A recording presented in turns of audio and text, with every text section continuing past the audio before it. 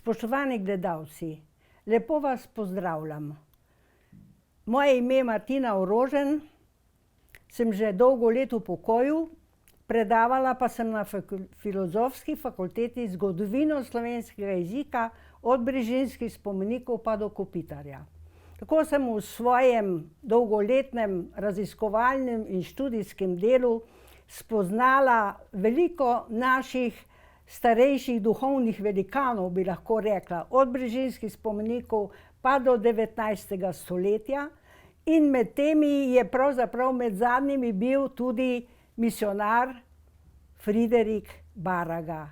In o njem bi rada danes nekaj spregovorila. Moram pa reči, da sem se z njim že srečala v otroških letih, ko je moja stara mama bolehala in sedela za pečjo, je vedno brala neke bukve. No, in ko so te knjige kam založili, so začeli spraševati, kje je dušna paša, kje je dušna paša. No, in jaz sem bila stara kakih 5-6 let in se mi je to zelo čudno zdela, kaj je to dušna paša. Vedela sem, da pasejo krave, da pasejo ovce, ampak duša, to mi je bilo skrivnost. Zapomnila sem si to. In potem, ko je stara mama umrla, so ji to knjigo dali v krsto. Vidite, to je bilo moje prvo srečanje z Barago, pa se tega sploh nisem zavedala. In potem, ko sem na slavistiki študirala starejše slovenske avtorje, sem v Simoničevi bibliografiji našla ime Baraga in tam med vsem drugim tudi naslov njegovega prvega molitvenika Dušna paša, ki ga je napisal 1828 še kot kaplan v Metliki. No, torej, vendar bi vam rada o Baragi povedala o tistih knjigah, ki jih je napisal za ljube krajince. Zato sem danes pripravila nekaj značilnosti pravzaprav o njegovem krajinskem knjižnem jeziku, ker je pač ta njegov jezik nekoliko starinski.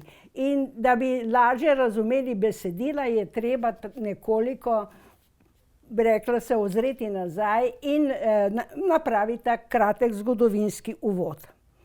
No, Baraga je pisal normativno zelo urejen, vsebini stilistično zelo ustrezno izoblikovan krajinski knjižni jezik, kot ga je v svoji slovnici Grammatik der slawischen Sprache in Kleinkärnten und Steiermark zarisal Jernej Kopitar leta 1808.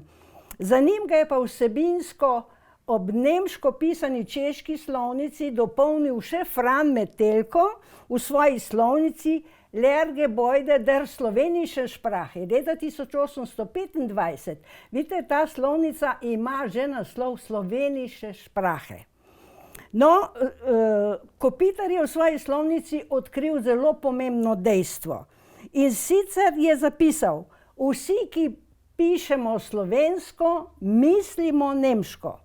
In tako s tem rekom je Kopitar sprožil tako imenovano puristično obdobje v krajinskem knjižnem jeziku, ki je trajalo od 1810, od njegove slovnice pa približno do 1960, ki je zadevalo seveda prenovo knjižne skladnje in utrjevanje sočasnega izvirnega besedišča. Tradicionalna knjižna skladnja je bila preobremenjena s kalki, to se pravi dobesedno površinsko prevedenimi skladenjskimi vzorci, večinoma prevedeni iz nemščine. Besedilo, vključno z obredno terminologijo, pa tudi z besednimi adaptiranki, je pa bilo do nerazumljivosti obremenjeno za preprostega človeka. Torej, naj navedem samo nekaj terminov, kot so Eifer, Gnada, Grevenga, Joger, Fara, Žegen in tako dalje. Dolga vrsta. In Kopitar je tako usmeril dejavne nabožne pisce k odkrivanju izvirnih slovenskih skladenjskih prvin in izvirnega govornega besedja. Kako je to potekalo, je razvidno iz del Matevža Ravnikarja, Janeza Ciglerja, Franca Veritija, in Friderika Barage. Veliko je k tej skladenjsko-besedišni prenovi krajinskega knjižnega jezika storil pred njimi že Valentin Vodnik, kot pesnik, kot novičar, kot pratikar, prevajalec strokovnih besedil in patentov, nedocenjen pa tudi kot šolnik, slovničar, slovarnik, le da teh purističnih načel še ni v teh knjigah izpeljal dosledno. Naj omenim tudi, da je bil Baraga tudi njegov učenec za časa ilirskih provinc na ljubljanski klasični gimnaziji. Uresničitev Kopitarjevih slovničnih nazorov in spoznanj je prvi praktično dosledno speljal Matevž Ravnikar v prevodu biblijskih zgodb za mladino. To so Krištofa Šmida zgodbe Svetega pisma za mlade ljudi, ki so izhajale v letih 1815-17. Ravnikar je v soočanju z nemškim izvirnikom odkrival slovenske govorne skladenjske vzorce. To je bila velika stvar. Slovensko besedje in tako postal praktični vzornik piscem, svojim učencem na teološki šoli, duhovščnica so imenovali v Ljubljani, kjer je pa slovenski jezik teologe poučeval Fran Metelko. Tako je postal praktični jezikovni vzornik tudi Baragi, ki je po zaključenem študiju prava na Dunaju 1820 spremenil svojo življenjsko odločitev.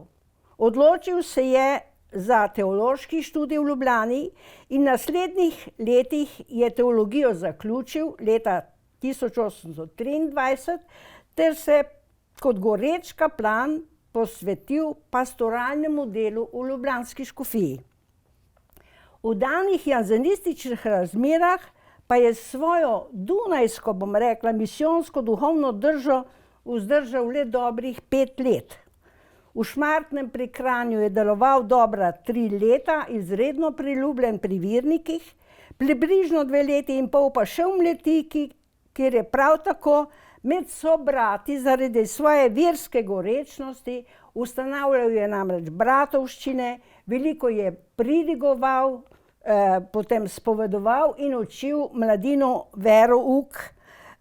Je naletel zaradi tega na nerazumevanje. Že v Šmartnem pri Kranju se je moral pri škofu Wolfu zaradi intenzivnega poučevanja verouka mladine zagovarjati, vidite. V pastoralnem delu pa je Baraga namreč posnemal svojega dunajskega učitelja. To je bil pa tako imenovani dunajski apostol, redemptorist Klemen Marija Hofbauer Dvoržak. Bil je to Čeh iz Moravskega, ki je na Dunaju skrbel za reveže, vzgajal študente in tudi Baraga je k njem prišel, opravil pri njem življenjsko spoved in spremenil svojo življenjsko odločitev. Ta Klemen Marija Hofbauer je že na Dunaju že pravzaprav veliko pred sveto Faustino oznanjal božje usmiljenje. Leta 1990 ali kasneje je bil tudi razglašen za škofa. No, in leta 1831 je bil Baraga že v misijonih med Indijancih. Namreč ni zdržal v teh razmerah na Kranjskem, prebral je neko povabilo dunajske leopoldinske ustanove v misijone in se je prijavil in v dogovoru s škofom je vse to uredil formalno in leta 1931 je že bil v misijonih med Indijanci, kjer je izjemno požrtvovalno deloval skoraj 40 let. Umrl je kot škof v Marketu 1868, nekaj let za Slomškom. No, vidite, zelo je znano vse, kar je storil za Indijance, ampak mi smo pozabili, kaj je vse Baraga storil za Kranjce. Tistih dobrih 5 let, ko je med slovenskimi verniki deloval, je spoznal pravzaprav to duhovno bedo naših rojakov, pa tudi to neprimernost te stroge janzenistične vzgoje, ki ni zagotovila tem ubogim dušam nekega res duhovnega razvoja in prisrčne vernosti.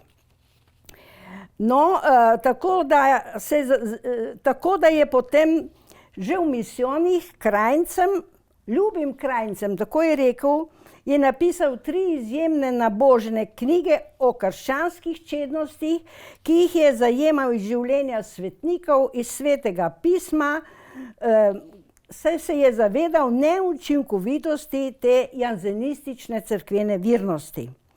Ta temeljna razmišljanja, ta duhovna izkustva naj bi preobražala srca mlačnih vernikov. Šlo mu je za kulturo duha in zdravila njihovega spečega duha. Vzgoja srca je bil njegov namen. Saj se je zavedal neučinkovitosti in neprimernosti površinskega verovanja. Barak je za svoje rojake, ljube krajnce, napisal 2 molitvenika. Že kot kaplan v Metliki, kot sem že povedala, je napisal izjemno priljubljeni molitvenik Dušna paša. Prva izdaja je bila leta 1828 in zadnja pa mislim, da leta 1905 v Celovcu pri Mohorjevi družbi, izšla je 9-krat, seveda je bila potem normativno jezikovno času prilagojena. Že v misijonu leta 1857 pa je napisal še en molitvenik, namreč Premišljevanje 4 poslednjih reči. To so pretresljiva besedila. Izjemno duhovno bogastvo prinašata 2 njegovi pozabljeni knjigi premišljevanj o krščanskih čednostih. Tako Zlate jabolka, prva izdaja je šla leta 1844 in je bila, mislim, 4-krat ponatisnjena, in Nebeške rože 1847. Obe knjigi sta odraz njegove skrbi, njegovega misijonskega duha, s katerim je še iz daljave želel duhovno dramiti in poglabljati svoje duhovno uboge rojake.